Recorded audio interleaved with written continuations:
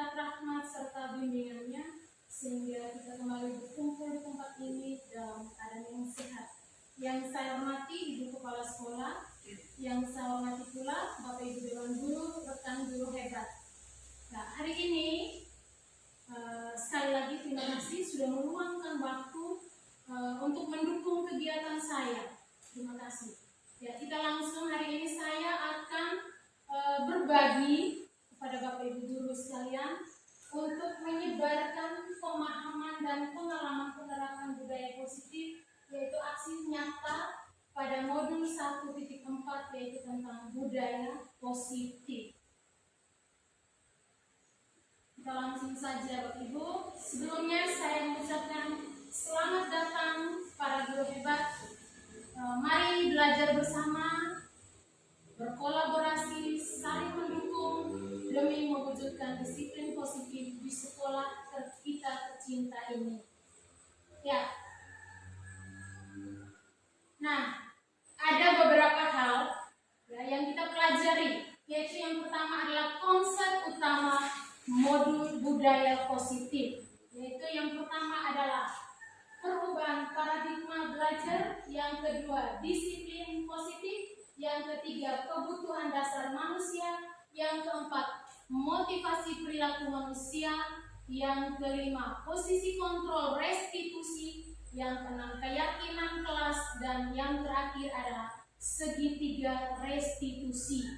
Ya, Bapak Ibu, dari konsep budaya utama positif ini kita akan membahas satu persatu. Mungkin Bapak Ibu guru, teman-teman guru hebat sudah belajar, ya sudah tahu sebelumnya daripada saya tentang budaya positif ini.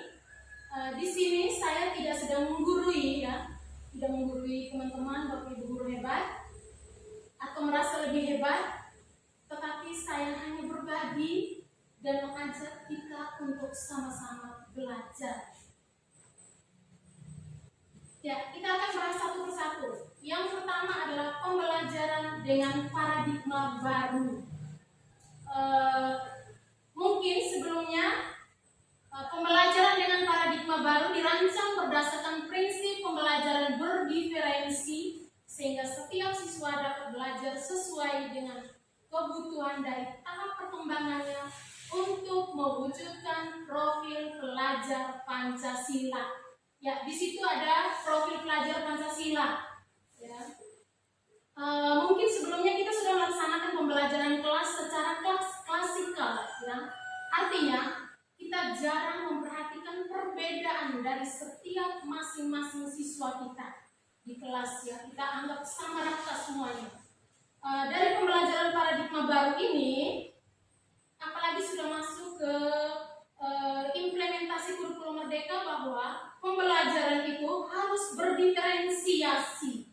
Artinya pembelajar yang mengakomodir, ya, kebutuhan belajar siswa dan memfasilitasi siswa sesuai dengan kebutuhannya, karena setiap siswa kita tahu bahwa mempunyai karakter yang berbeda-beda dan mempunyai kebutuhan juga itu berbeda-beda, sehingga di dalam memberikan perlakuan dalam proses pembelajaran itu harus disamaratakan. Kita harus melihat keunikan dan perbedaan setiap siswa di kelas kita masing-masing, yang merupakan pembelajaran yang berorientasi pada penguatan kompetensi, pengembangan karakter yang sesuai dengan dimensi profil pelajar Pancasila. Kita lihat profil pelajar Pancasila, yaitu yang pertama apa? Saya boleh bertanya kepada Ibu Guru? Iya, beriman, bertakwa kepada Tuhan Yang Maha Esa dan berakhlak mulia. Yang kedua, saya bisa minta lagi? Ya? Iya, mandiri. Kita sudah mengajarkan anak-anak, pasti kita Bapak Ibu guru harus tahu lebih dulu profil pelajar Pancasila dan apa itu. Yang kedua apa boleh saya tahu dari Bapak Ibu guru? Setelah beriman dan bertakwa, ya pasti ada lagunya. Yang kedua, berkebinekaan global. Yang ketiga, gotong royong. Yang keempat, mandiri. Yang kelima, yang keenam, kreatif. Oke, hebat-hebat. Bapak Ibu Guru. Ya, yang berikut kita lanjut ke yang kedua adalah disiplin positif. Ya, kita tentunya itu memiliki visi yang sama, yaitu mewujudkan profil pelajar Pancasila. Nah, di dalam budaya disiplin positif, itu yang pertama, dalam budaya kita, makna kata disiplin dimaknai menjadi sesuatu yang dilakukan seseorang pada orang lain untuk mendapatkan kepatuhan. Kita cenderung menghubungkan kata disiplin dengan ketidaknyamanan. Lalu yang kedua, sebagai pendidik, tujuan kita adalah untuk menciptakan anak-anak yang memiliki kedisiplin diri, sehingga mereka bisa berperilaku mengacu pada nilai-nilai kebajikan universal dan memiliki motivasi intrinsik, bukan ekstrinsik. Yang ketiga, disiplin positif merupakan salah satu cara penerapan disiplin yang bertujuan untuk menumbuhkan kesadaran serta memberdayakan anak untuk melakukan sesuatu tanpa sogokan atau ancaman ataupun hukuman. Ya, teman-teman pastinya sudah sering mendengar kalimat disiplin positif. Nah, saya boleh tahu menurut teman-teman, Bapak Ibu Guru hebat, dari pikiran masing-masing, coba apa artinya disiplin positif? Ya, mungkin saya bisa minta suara. Mama Kepala Sekolah. Disiplin positif yaitu aturan atau norma yang diterapkan di sekolah yang harus dilaksanakan oleh siswa, dan siswa itu bertanggung jawab terhadap aturan yang telah ditetapkan. Oke, terima kasih Mama Kepala Sekolah. Ya, harapan dari modul yang saya pelajari ini bahwa sebuah disiplin itu lahir dari dalam diri sendiri, ya, bukan dari luar. Misalkan, ya, karena ada peraturan, ya. Misalnya kalau saya melanggar peraturan, pasti saya dihukum. Itu adalah motivasi dari luar atau yang disebut dengan ekstrinsik. Tapi maksud dari disiplin positif itu, atau berkata disiplin itu datang dari dalam diri sendiri, bukan dari orang lain, atau yang disebut dengan intrinsik, datang dari dalam diri sendiri. Sehingga siswa sadar, ya, bahwa dia bilang, oh, saya bersikap seperti ini untuk diri saya sendiri, bukan untuk menyenangkan guru saya ataupun karena saya terbebas dari hukum. Jadi untuk membangunnya, Bapak Ibu Guru, untuk membangun budaya positif di sekolah itu membutuhkan waktu yang begitu lama. Karena apa? Karena kita tahu bahwa karakter anak kita itu berbeda-beda, memiliki keunikan yang berbeda-beda. Ya, jadi butuh waktu yang lama untuk pembentukan karakter. Tapi ada baiknya dimulai dari diri kita sendiri dan dari sekarang. Maka lama-kelamaan itu akan menjadi terbiasa sehingga menjadi budaya positif di sekolah kita dan akhirnya menjadi pembiasaan kita setiap hari. Ya, mudah-mudahan Bapak Ibu Guru, kita sebagai warga sekolah mampu memulai perubahan ini dengan penuh semangat dan kerjasama yang baik. Kita lanjut, yang berikut adalah kebutuhan dasar manusia. Kita itu punya kebutuhan yang kita tahu, yang kita ajarkan ke anak-anak bahwa 3 kebutuhan dasar, yaitu makan, minum, dan pakaian atau sandang, pangan, dan papan. Tapi masih ada yang lain, Bapak Ibu Guru hebat. Ya, yang pertama adalah kebutuhan bertahan hidup. Ya, sedikit ada animasi. Yang kedua adalah kebutuhan kasih sayang dan rasa diterima. Yang ketiga adalah kepuasan. Yang keempat kebebasan. Yang kelima kesenangan. Iya, mereka pingin untuk mendapatkan semua kebutuhan itu. Yang kita tidak tahu, yang kita tidak sadar selama ini, mereka pingin bertahan hidup. Yang kedua, mereka pingin untuk rasa kasih sayang dan rasa diterima oleh semua. Yang ketiga, kebutuhan dasar itu adalah penguasaan. Mereka juga ingin penguasaan. Yang keempat adalah kebebasan. Yang terakhir adalah kesenangan. Nah, sesuatu yang dibutuhkan oleh manusia dalam menjaga keseimbangan hidupnya itu adalah yang disebut dengan kebutuhan hidup. Dalam melakukan sesuatu yang baik, siswa maupun kita sebagai guru ini pasti mempunyai kebutuhan dasar yang melatar belakangi setiap perilaku kita. Yang pertama kita bahas tentang kebutuhan bertahan hidup. Bertahan hidup itu misalnya butuh makan, butuh minum, butuh pakaian, ya, rumah, kesehatan, dan rasa aman. Itu kebutuhan untuk bertahan hidup. Ya, yang kedua adalah kebutuhan kasih sayang dan rasa diterima, yaitu dia bisa mendapatkan dan dia juga bisa memberi, baik mendapatkan dari keluarga, mendapatkan kasih sayang, ya, diterima di keluarga, mendapatkan sesuatu kasih sayang dari keluarga, dari teman, dan juga sebagai kita khususnya bapak ibu guru di sekolah, kita harus mempunyai rasa kasih sayang yang tinggi terhadap anak kita, anak didik kita di sekolah ini. Yang kami dapat itu bahwa anggaplah mereka seperti anak kandung sendiri. Yang berikut ketiga adalah penguasaan. Penguasaan. Itu dari animasinya itu luar biasa penguasaan.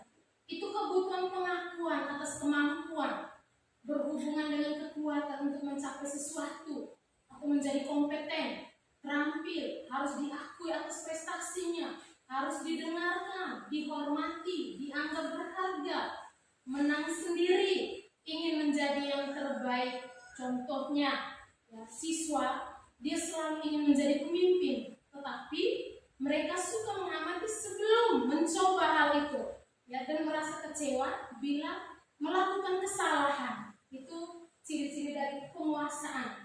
Yang berikut adalah kebebasan. Ya. Anak-anak juga butuh kebebasan, ya, kebutuhan untuk bebas, untuk mandiri, otonomi, memiliki pilihan sendiri, suka mencoba hal baru, dan mampu mengendalikan arah hidup seseorang. Itu dia masuk ke dalam kebutuhan kebebasan. Yang berikut adalah kesenangan. Itu kebutuhan untuk mencari kesenangan, bermain, tertawa, ya. Anak-anak ingin menikmati apa yang dilakukan. Mereka akan berkonsentrasi tinggi, ya, saat mengerjakan hal yang mereka senangi. Bahkan saat mereka bertingkah laku buruk pun mereka masih terlihat lucu. Yang berikut adalah motivasi perilaku manusia. Dari kebutuhan dasar manusia tadi, maka muncullah motivasi perilaku manusia. Yang pertama adalah untuk menghindari ketidaknyamanan dari hukuman. Murid melakukan disiplin karena dia takut dihukum. Ini merupakan motivasi apa? Ekstrinsik, ya, bukan intrinsik, tapi dari luar. Ya, ada motivasi dari luar. Ya, dia melakukan sesuatu itu karena takut dihukum. Lalu yang kedua, mendapatkan imbalan atau penghargaan dari orang lain. Jadi murid melakukan disiplin karena dia ingin mendapatkan imbalan. Ini merupakan motivasi ekstrinsik. Lalu yang ketiga, menghindari nilai-nilai kebajikan diri sendiri. Jadi murid melakukan disiplin diri karena dia sadar akan nilai kebajikannya. Ini merupakan motivasi intrinsik.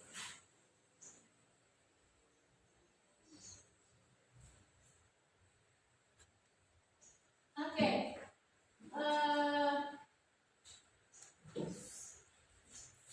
Jadi saya mengajak kita semua untuk merefleksi bagaimana kita berperilaku di setiap hari, ya. Mengapa kita melakukan, ya. Apakah karena ada dorongan dari lingkungan ataukah dari orang lain?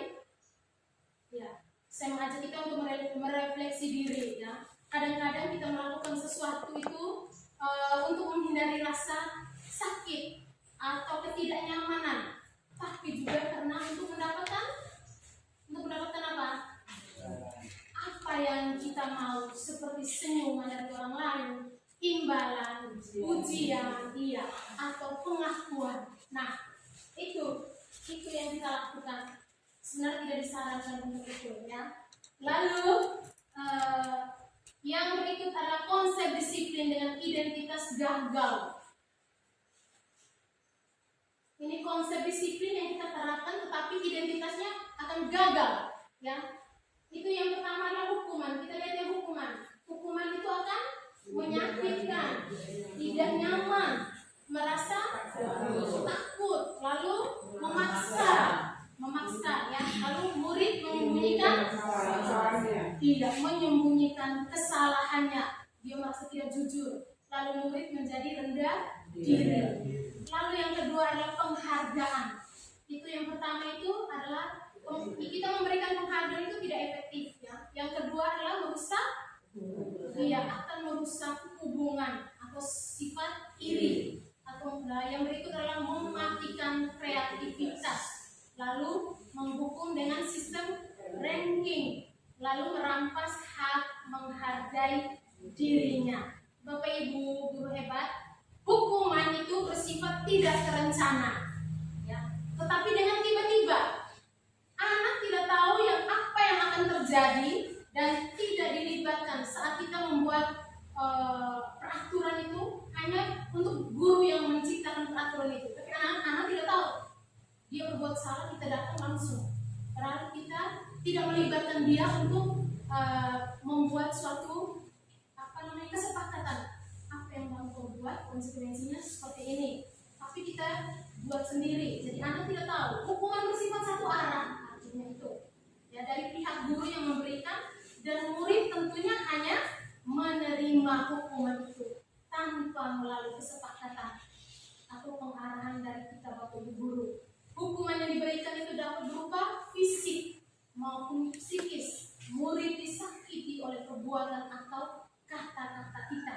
Itu artinya itu menyakitkan, ya. Coba kita refleksi, seusia mereka pasti ada yang membekas. Apa yang terjadi saat itu ketika kita dihukum pasti terbawa sampai sekarang. Saya juga baru menyadari itu setelah saya belajar ini, bahwa yang kita rasakan dulu dengan bapak guru kita dulu, apa yang mereka lakukan terhadap kita yang menyakitkan, kita akan mengenang selalu itu. Dan akhirnya sampai sekarang pasti. Dan itu yang menyakitkan. Nanti akan muncul rasa jundang, ya, ketidaknyamanan, ya, itu pasti ada. Saya yakin kita alami semua itu. Iya toh? Iya. Oke. Bapak guru semangat? Semangat. Iya, kita tepuk apa? Toge. Kita minta guru ibu minta berdiri dulu sama-sama kita untuk melakukan tepuk toge. Tolong pimpin dengan tepuk toge seperti apa? Ya, kita sama-sama satu kali tepuk toge. Ya. Pokoknya naik ke atas. Oke. Ya, sama-sama satu kali tepuk toge. Dua kali tepuk toge. Tiga kali tepuk toge. 6 kali tepuk toge. Ya, terima kasih. Iya, terima kasih untuk semuanya yang sudah membuat suasana kita menjadi semangat lagi. Iya, Bapak Ibu hebat, penghargaan atau hukuman, ya seperti yang saya sharing tadi, yang saya dapat, mungkin Bapak Ibu guru juga rasakan itu, ya. Penghargaan atau hukuman adalah cara-cara mengontrol perilaku seseorang yang akan menghancurkan potensi pembelajaran sesungguhnya. Itu yang pertama kita lihat, yang penghargaan tadi yang saya baru bicara tadi, bahwa yang pertama adalah tidak efektif. Kita memberikan penghargaan bila anak itu membuat sesuatu, kita kasih penghargaan, itu tidak efektif. Tidak efektif artinya jika kita memberikan seseorang sesuatu penghargaan untuk melakukan sesuatu, maka kita harus pasti secara terus-menerus, ya, akan selalu memberikan penghargaan itu jika kita ingin orang tersebut meneruskan perilaku yang kita inginkan, ya. Jadi memberikan penghargaan itu tidak efektif. Ya. Yang kedua adalah merusak hubungan dalam bentuk penghargaan. Merusak hubungan artinya bahwa ketika seorang diberi penghargaan atau pujian di depan orang banyak, maka yang lain pasti apa? Merasa iri.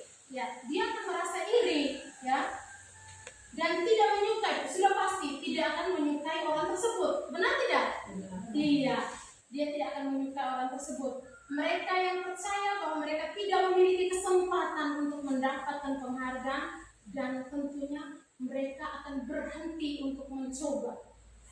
Kalau kita lakukan dengan selalu memberikan penghargaan, ya, pujian, apalagi itu senyuman, ya, atau sesuatu, ya, sebenarnya itu tidak efektif. Yang berikut, mematikan kreativitas.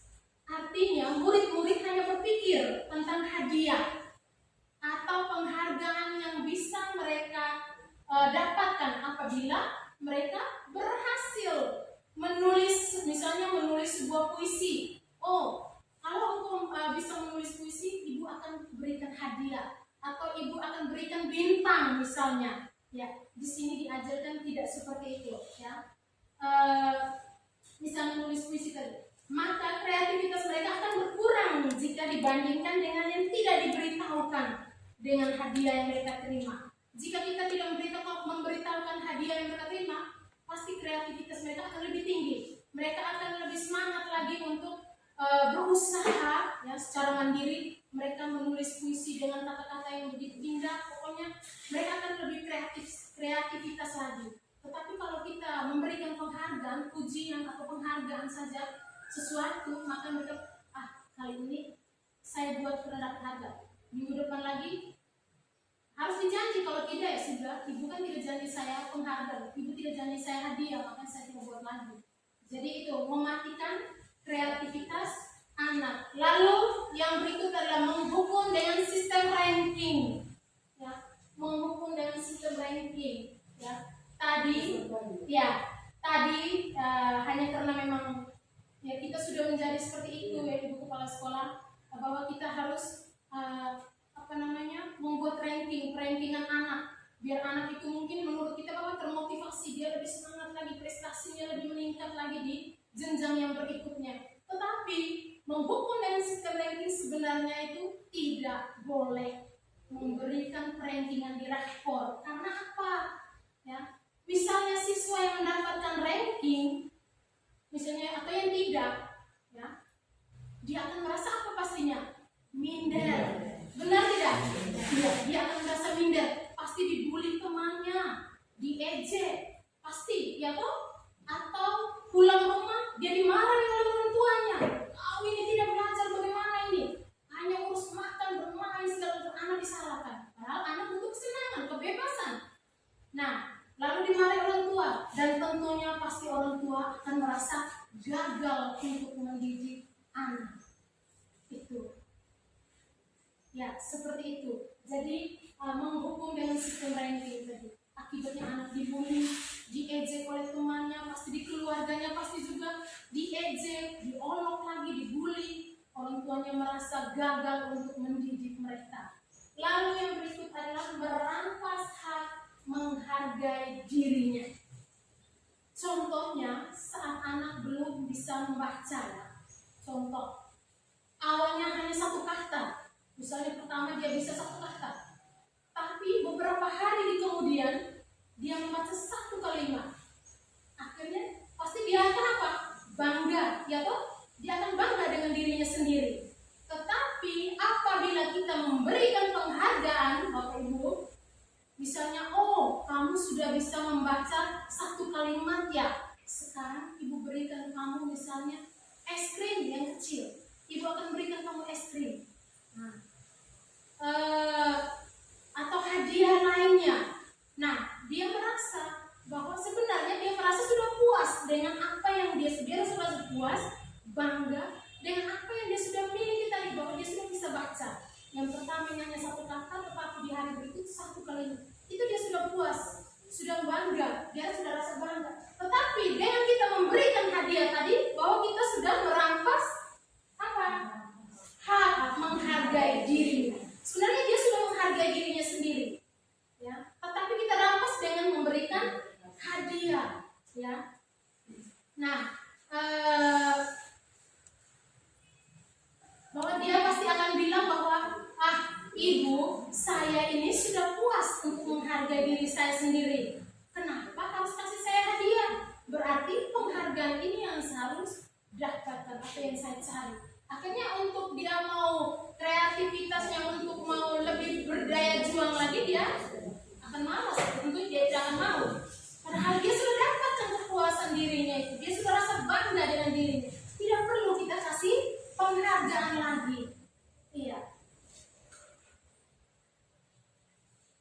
Yang berikut adalah konsep disiplin dengan identitas sukses. Yang pertama adalah konsekuensi, yang kedua adalah restitusi.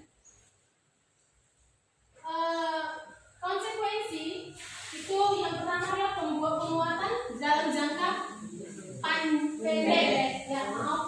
Yang kedua perlu monitoring berkelanjutan. Yang ketiga stimulus dan respon. Yang keempat murid menghormati peraturan. Yang kelima adalah kehilangan waktu untuk merenungi kesalahan. Nah, lalu yang kedua adalah restitusi.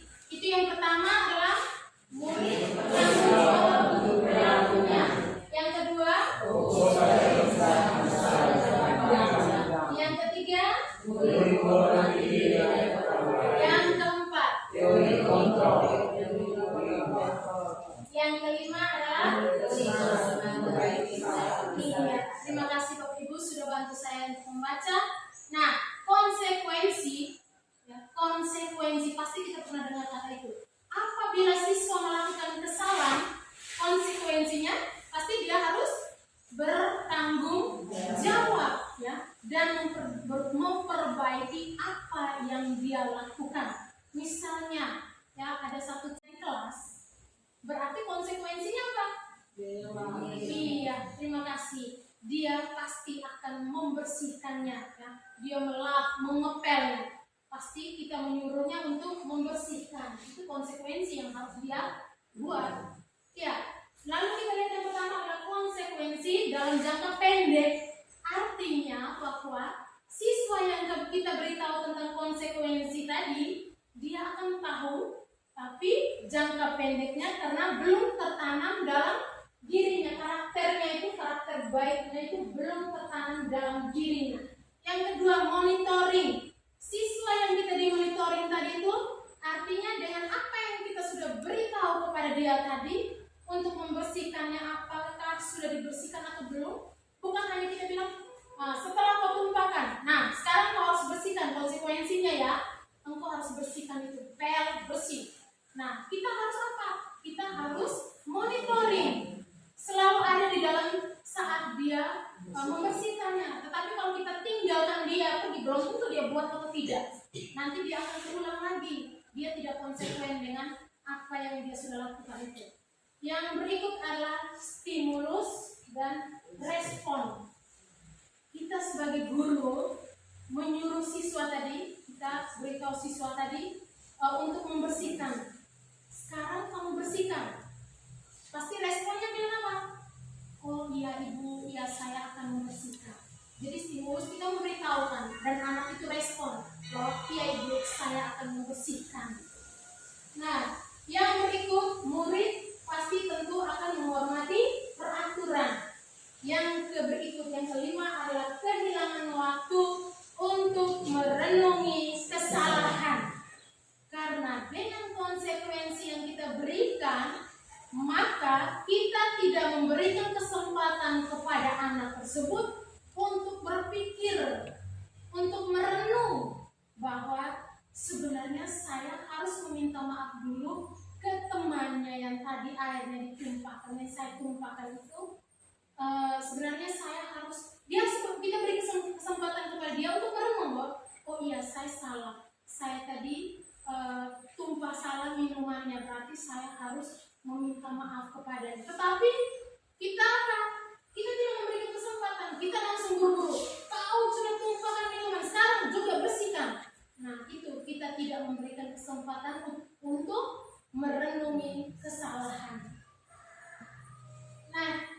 Nah di dalam restitusi, sekarang kita lanjut ke restitusi. Restitusi itu merupakan konsep disiplin identitas sukses. Tadi kan ada identitas gagal. Sekarang identitas sukses itu dengan melalui konsep restitusi. Karena apa? Karena dengan menerapkan restitusi, siswa akan bertanggung jawab untuk perilakunya. Apa yang sudah dilakukan, motivasi apa yang melatar belakang perilakunya itu, dia akan sadar untuk bertanggung jawab. Jadi dia harus minta maaf, saya harus membersihkan, saya setelah berbuat salah, saya harus minta maaf, saya harus membersihkan. Lalu bertanggung jawab untuk perilakunya. Yang kedua adalah fokus pada pemecahan masalah jangka panjang. Secara tidak langsung kita sebagai pendidik membantu anak-anak kita untuk memiliki karakter baik yang bertanggung jawab. Kita memberikan pertanyaan tentang keyakinan untuk memperbaiki kesalahan. Yang berikut adalah murid menghormati dirinya dan orang lain. Sebagai siswa yang sudah melakukan kesalahan, ya misalnya saya ingin menghargai diri saya dan meminta maaf dan menjadi pribadi yang lebih baik, dan juga pasti untuk menghormati orang lain. Yang keempat adalah teori kontrol. Pasti dia akan mengontrol dirinya sendiri tanpa stimulus atau beritahu. Ya. Dia tanpa beritahu dulu, dia bisa mengontrol dirinya sendiri tanpa disuruh.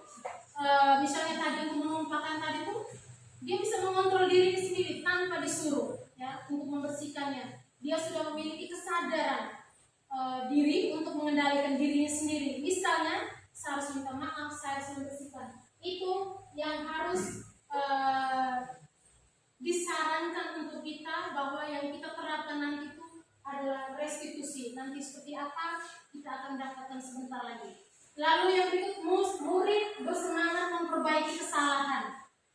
Kita membiarkan dia sudah memiliki teori kontrol tadi, kalau dia sudah sadar kalau dia buat salah, ya, maka dia akan bersemangat untuk memperbaiki kesalahan.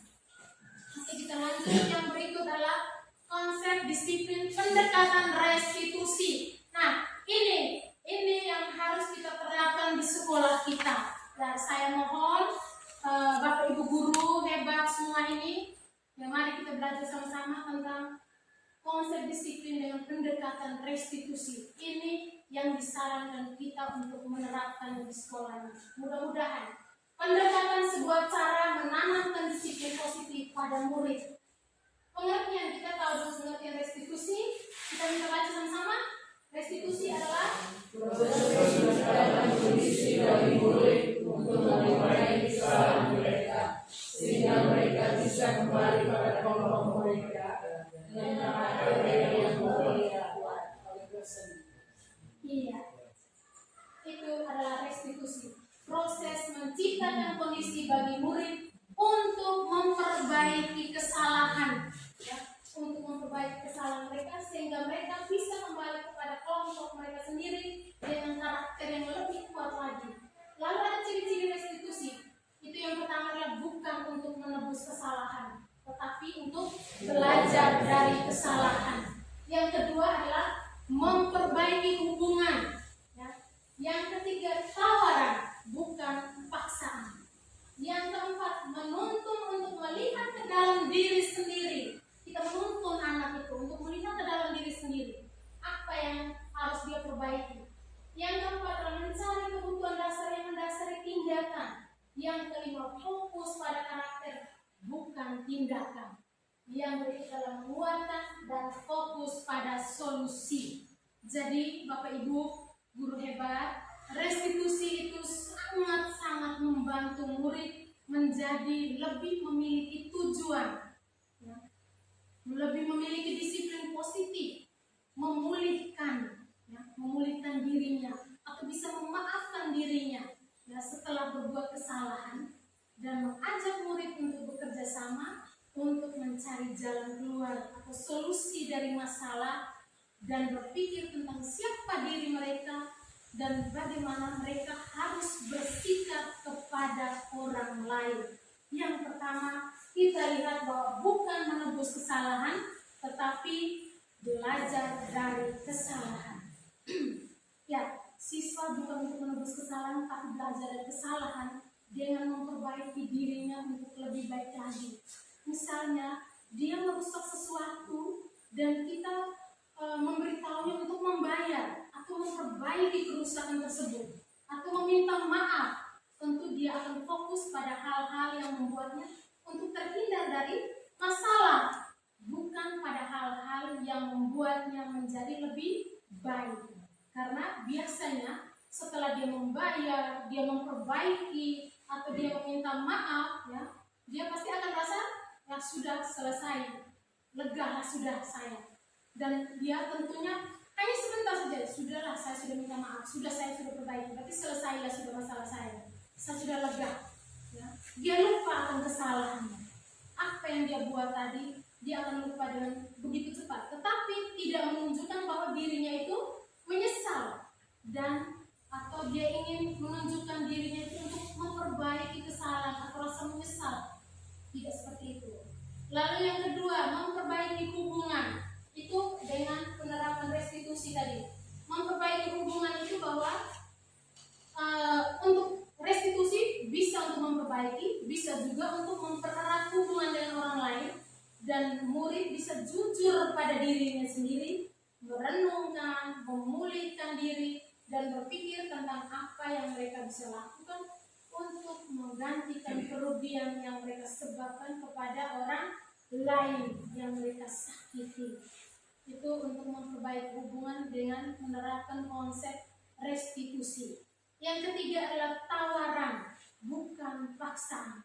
Kita menawarkan kepada siswa, apa yang kamu lakukan? Pasti dia bilang, saya akan meminta maaf ibu. Pasti kita akan tawarkan lagi, hanya minta maaf. Apa yang kamu lakukan untuk memperbaiki kesalahan kamu? Pasti dia akan menjawab, oh ibu, saya akan menebus kesalahan saya. Bagaimana kalau saya membersihkan kelas atau saya mengisi air di jamban, bu? Ya, pasti seperti itu.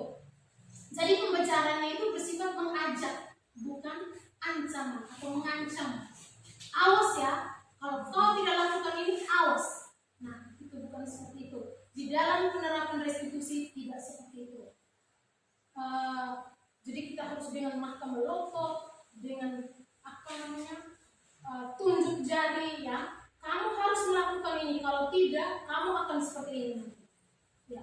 Jadi kita tidak menuntut anak untuk mengikuti apa yang kita mau, tetapi biarkan dia menentukan apa yang dia pilih dan apa yang dia lakukan. Ya, Bapak Ibu, seperti itu. Yang berikut adalah menuntun untuk melihat ke dalam diri sendiri. Kita menuntun, ya, kita menuntun untuk menyadari tindakan mereka sudah sesuai dengan keinginan mereka, tentang siapa diri mereka, dan membantu mereka untuk bisa memulihkan dirinya sendiri. Ya, sebentar nanti ada videonya. Lalu yang berikut, restitusi, mencari kebutuhan dasar yang mendasari kebutuhan. Tindakan, ya.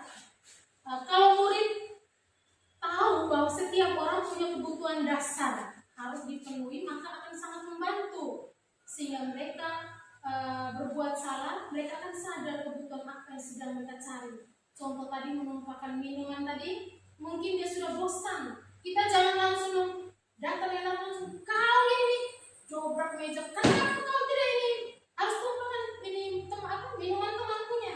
Tapi apa, kita datang tanya baik-baik dulu. Jangan langsung kita gebrak meja atau langsung dengan ringan tangan mulai begini begitu, tidak boleh lagi, ya. Kita harus datang, selidiki dulu, tanya baik-baik dulu. Mungkin dia sudah bosan di dalam kelas, jadi dengan sengaja dia menumpah letakkan minuman. Tandanya bahwa dia sudah bosan, dia sudah jenuh dengan pembelajaran yang itu saja. Ya. Dan akhirnya dia mulai dengan actingnya, ya sengaja itu supaya bisa ada pusat perhatian dari guru. Jadi itu kita harus mencari tahu dulu kebutuhan dasar apa. Berarti kebutuhan dasar apa yang dia inginkan? Perhatian, kesenangan, dan kebebasan. Mungkin dia ingin keluar, ya. Atau yang berikut, fokus pada karakter, bukan tindakan. Cara untuk memperkuat karakter murid, kita akan katakan ibu tidak terlalu mempersoalkan apa yang kamu lakukan hari ini. Tetapi mari coba kita bicara tentang apa yang kamu lakukan besok. Kamu boleh meminta maaf, tapi orang akan lebih senang mendengar kalau apa yang kamu lakukan itu akan lebih baik lagi. Lalu yang berikut adalah menguatkan dan fokus pada solusi. Restitusi menguatkan itu, guru bisa membantu murid yang bertanya, apa yang bisa kamu ubah dari dirimu sendiri? Bagaimana cara kamu berubah? Lalu yang berikut adalah restitusi fokus pada solusi. Guru tidak menyalahkan atau menghakimi murid karena kesalahan mereka. Guru mengatakan kita tidak fokus pada kesalahan. Ibu tidak ingin tahu siapa yang benar atau siapa yang salah. Kita fokus pada bagaimana kamu bisa belajar dari kesalahan dan menjadi lebih baik lagi. Oke, yang berikut adalah perbedaan. Contoh kasus, siswa sering datang terlambat ke sekolah.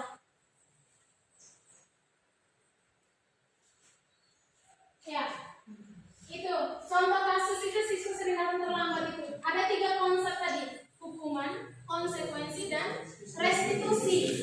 Ya.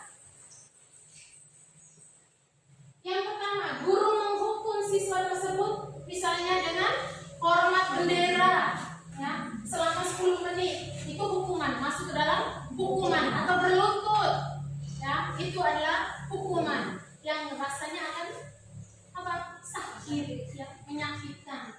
Ingat ya Bapak Ibu, jangan sampai mereka mengenang terus sampai seusia kita ini nanti. Yang berikut adalah guru marah dan menjadi takut, ya, pasti mereka akan menjadi takut. Lalu konsekuensinya, guru memberikan konsekuensi untuk mengerjakan PR-nya saat istirahat atau dikerjakan sebanyak 3 kali lipat. Itu konsekuensinya. Misalnya dia terlambat pagi tadi, dia datang terlambat, konsekuensinya nanti jam istirahat nanti kamu menyelesaikan soal yang tertinggal, ya, atau kerjaan kamu, materi kamu yang tertinggal. Tapi apa? Kita harus menjaganya. Jangan sampai sudah ibu ke kantin, ibu ke ruang guru, dan biarkan anak itu untuk menyelesaikan sana. Apa dia selesaikan atau tidak? Nanti kita biarkan besok dia terlambat. Kerja lagi ya di jam istirahat. Tetapi belum tentu kemarinnya dia sudah selesai atau belum. Kita harus tetap kontrol, tetap awasi, monitoring. Yang berikut, guru tegas dan siswa menghormati peraturan. Lalu restitusi pasti guru akan menanyakan keyakinan kelas dan dirinya. Keyakinan kelas mana? Karena kita sudah buat dari awal tadi pembelajaran, kita sudah sepakat untuk membuat keyakinan kelas. Dan apabila dia melanggar, kita akan bertanya, keyakinan kelas mana yang kamu langgar tadi? Nah, jadi itu untuk membantu siswa menyelesaikan masalahnya. Lalu yang berikut, guru terbuka dan siswa menghormati dirinya dan orang lain. Guru terbuka artinya menanyakan. Dia memberi pertanyaan kepada siswa, kenapa sampai kamu terlambat? Ya. Lalu memberikan solusinya. Kenapa? Besok lagi terlambat. Coba selidiki baik-baik. Kenapa? Ada motivasi apa ini? Ya. Kenapa sampai dia terlambat? Jangan kau lagi ini hari terlambat lagi, kau lagi ini hari terlambat lagi. Terus seperti itu. Orang yang sama, jadi jangan kata-kata. Coba kita selidiki baik-baik kenapa sampai dia melakukan hal itu. sampai dia terlambat, pasti dia akan berikan jawaban. Ya, kita akan mencari solusi bersama. Tanya, kenapa sampai terlambat? Ada siapa saja di rumah sana? Nah, bagaimana cara solusinya? Bila kalau yang dia terlambat secara terus menerus, berarti kita harus yang kita adalah dekati orang tua. Jangan sampai kita ambil tindakan sendiri di sini sekolah tanpa untuk mengetahui dari mana sebabnya. Oke, yang berikut adalah 5 posisi kontrol restitusi. Ya, saya minta Bapak Ibu untuk tetap semangat ya. Ada 5 posisi kontrol restitusi. Ini yang harus kita terapkan, yang saya selalu bilang, kita coba untuk menerapkan dan mudah-mudahan berhasil di sekolah kita ini. Jangan lagi ada kekerasan. Yang berikut, penghukum. Lalu, posisi kontrol yang kedua adalah membuat merasa. Yang ketiga, teman. Yang keempat, yang kelima, kita ini membuat pembelajaran yang berhasil dengan nada suaranya itu ya, sebagai penghukum tadi. Itu nada suaranya pasti tinggi, keras. Bahasa tubuh ekspresinya itu pasti apa? Sangat. Matanya pasti roto. Lalu dengan bahkan tambah dengan tunjuk jari lagi. Benar tidak? Sambil menghardik. Ya, itu adalah posisi hukum. Sekarang itu contoh kalimat-kalimat menghukum. Patuhi aturan saya buat yang saya buat ya. Kalau kamu tidak awas, yang pasti dan jari. Yang kedua, kamu selalu saja salah. Itu penghukum ya, Bapak Ibu. Lalu kamu terlambat lagi. Kapan kamu datang ke tempatku? Itu adalah posisi penghukum. Yang kedua adalah pembuat merasa bersalah. Ya, pembuat merasa bersalah. Ibu sangat kecewa dengan kamu. Ya, itu guru lebih bersuara lembut dan akan menggunakan keheningan untuk membuat orang merasa bersalah itu untuk rasa tidak nyaman. Ya, untuk dia rasa bersalah dan rasa rendah diri. Itu dengan kata-kata, ibu sangat kecewa sekali dengan kamu. Berapa kali ibu harus memberitahu kamu? Bagaimana coba kalau orang tua kamu tahu kalau kamu berbuat begini? Kamu ini bagaimana? Kamu kan sudah janji dengan ibu untuk tidak terlambat lagi. Kamu senang sekali untuk mengecewakan ibu ya? Nah, itu posisi kontrol pembuat merasa bersalah. Yang ketiga adalah posisi teman. Itu posisi teman. Jadi kita yang punya posisi ini ya, Bapak Ibu, bukan anak-anak, tetapi Bapak Ibu guru. Sekarang posisi teman, ya, posisi teman itu, ayo bantulah demi ibu, ya, seolah-olah menjadi teman. Ayolah bantu demi ibu. Ayo ingat tidak bantuan ibu selama ini. Ya sudah, kali ini tidak apa-apa, nanti ibu bantu bereskan. Ayolah, bagaimana kamu kemarin janji ke ibu? Kenapa terlambat lagi? Itu kata-kata yang merasa bahwa teman, ya, rasa teman. Dan hasilnya itu akan negatif. Kenapa? Karena bila suatu saat guru itu tidak bisa membantu, maka murid itu akan merasa kecewa. Dia tidak mau berusaha, ya, bertindak hanya untuk guru tertentu saja dan bergantung pada guru itu saja, karena dia sudah anggap bahwa itu kayak temannya saja. Tetapi tadi itu ya, membuat merasa bersalah dari Bapak Ibu guru, hasilnya itu pasti dia merasa bersalah, merasa gagal, tidak sanggup untuk membahagiakan orang lain, dan murid akan menilai buruk tentang dirinya, merasa tidak menghargai, dan sudah mengecewakan orang lain yang dia sayang. Kita lihat yang berikut adalah sebagai kontrol pemantau. Pemantau itu dia bertanggung jawab sesuai peraturan atau konsekuensi yang berlaku. Suaranya pasti datar, lalu bahasa tubuhnya normal-normal saja. Ya, misalnya dengan kata-kata, tahukah kamu jam berapa kamu mulai jam pembelajaran? Kamu terlambat 15 menit. Apakah kamu tahu konsekuensi yang kamu lakukan bila terlambat? Nanti jam istirahat kamu di dalam kelas ya, kerjakan tugas ketertinggalan kamu tadi. Ibu tunggu ya. Itu itu sebagai pemantau. Berarti kita manajer. Manajer itu biasanya suaranya itu tulus, ya. Lalu mendekati anak dan tidak kaku. Ya, yang berikut kita lihat manajer ya. Apakah kamu mengetahui jam berapa sekolah dimulai? Atau yang kedua ada pertanyaan itu. Nah, pasti di manajer, posisi kontrol manajer itu adalah suaranya itu pasti tulus, ya. Tulus, lalu kita mendekati anak, mengayomi, ya, rasa ibu dan anak, bapak dengan anak, ya, seperti yang saya katakan bahwa anak kandung tadi, dan sehingga anak itu tidak kaku saat menjawab pertanyaan-pertanyaan yang kita ajukan kepada dia, ya. Nah, itu pertanyaan yang kedua. Jadi kamu terlambat. Kira-kira bagaimana kamu memperbaiki kesalahan kamu? Pasti jawabannya, iya ibu, saya pasti bisa menanyakan teman saya ibu untuk mengejar kerja, untuk mengerjakan tugas yang tertinggal tadi ibu. Baik, bisa, pasti kita akan langsung baik ibu bisa, ibu akan menghargai usaha kamu untuk memperbaikinya. Nah, hasilnya itu kalau kita menerapkan posisi kontrol restitusi manajer, ya, hasilnya itu pasti kita tidak perlu marah-marah. Ya. Bapak ibu guru tidak perlu dengan sampai marah-marah atau suara tinggi atau dengan tunjuk jari atau dengan tangan di pinggang segala macam, itu pasti tidak mungkin. Pasti guru akan kembalikan tanggung jawab murid tadi, anak tersebut tadi, untuk mencari jalan keluar permasalahannya. Nah, ini contoh penerapan 5 posisi kontrol: penghukum, pembuat merasa bersalah, teman, pemantau, dan manajer. Ya, maaf, itu sebenarnya manajer.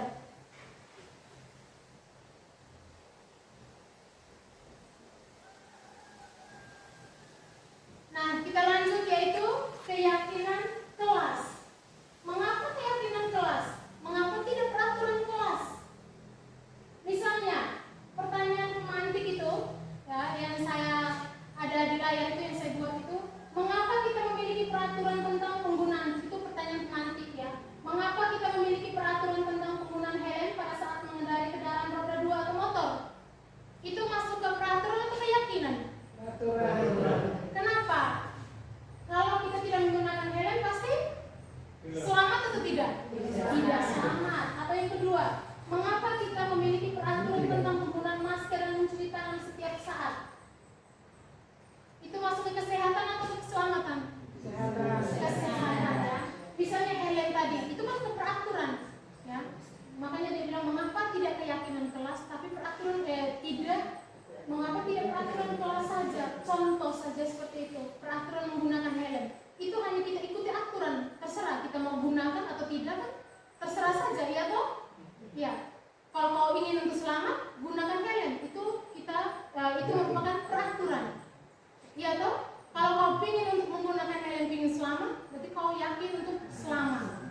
Dan yang kedua adalah mencuci tangan setiap saat. Itu kan masuk ke dalam peraturan. Tapi kalau kau yakin untuk bahwa kau sehat, lakukan itu. Nah, ini kegiatan-kegiatan membuat keyakinan kelas.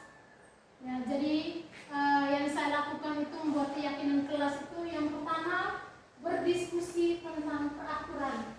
Kami berdiskusi tentang peraturan bersama dengan siswa. Lalu yang kedua, kami merumuskan sama-sama peraturan menjadi keyakinan.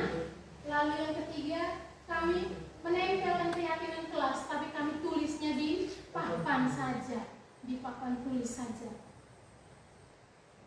Nah, keyakinan kelas 6 SD pada PAE itu yang saya buat.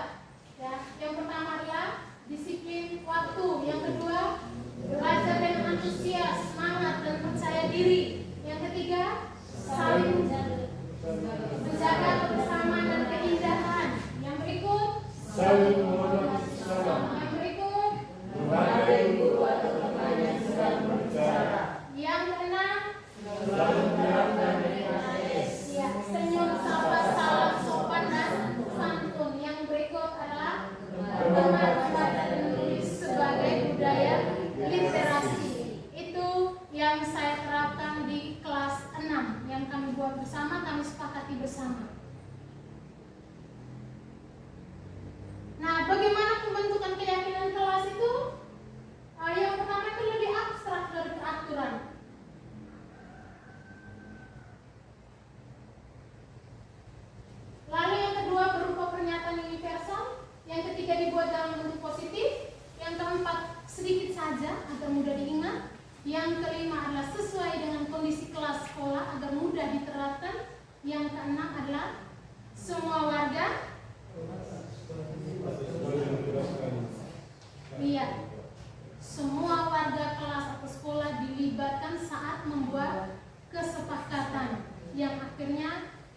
membawa ke keyakinan.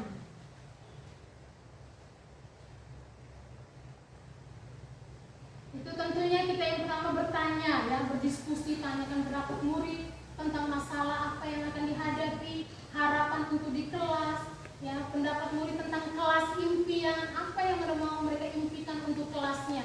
Lalu kumpulkan ide-ide itu, lalu diskusikan bersama, lalu membuat kesepakatan, dan yang terakhir adalah mengimplementasikan kesepakatan itu di kelas. Nah, ini adalah segitiga restitusi yang saya sering bilang bahwa kita harus menerapkan segitiga restitusi ini. Yang pertama adalah menstabilkan identitas. Iya, menstabilkan identitas. Ya, jadi segitiga restitusi itu apabila ada masalah, cara menyelesaikan adalah dengan pendekatan segitiga restitusi. Itu untuk menumbuhkan motivasi internal murid dari dalam dirinya untuk disiplin positif dan terbiasa untuk mencari solusi dari permasalahan. Itu kita semua akan melakukan hal yang terbaik yang kita lakukan. Yang kedua, validasi tindakan yang salah. Semua perilaku memiliki alasan. Yang ketiga, menanyakan keyakinan. Kita semua memiliki motivasi internal. Itu adalah segitiga restitusi. Ya, Bapak Ibu guru hebat. Nah, ini saya akan menayangkan video sebagai contoh penerapan segitiga restitusi yang saya lakukan beberapa minggu yang lalu.